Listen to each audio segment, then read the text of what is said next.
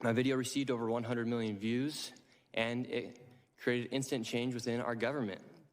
As the federal government launched investigations, and departments such as Health and Human Services froze over $185 million in child care funding until businesses can prove they are legitimate businesses. Exactly. And that's what needed to happen. See, these people get, have a couple, like a home daycare. I saw something else on this. They had a home daycare and, claim they would have certain amounts of kids there, like 10 kids, maybe 8 to 10, whatever.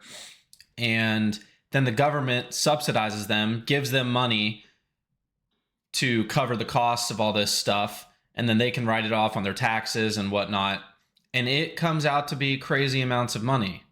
So people see this, and they're like, well, I have a couple kids. My cousin has a couple kids. I'll just tell my cousin to send their kids over here. I'll claim I have 10 kids here. I'll get this much money. In reality, this much money equates to this many kids. We, in reality, have this many kids. But then we are capitalizing on the difference of the amounts of money and pocketing the rest for ourselves. So I'm glad he brought this up.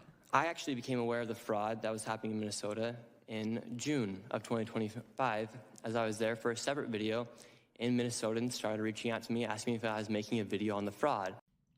Notice how all the fraud becomes misunderstood when politics is involved.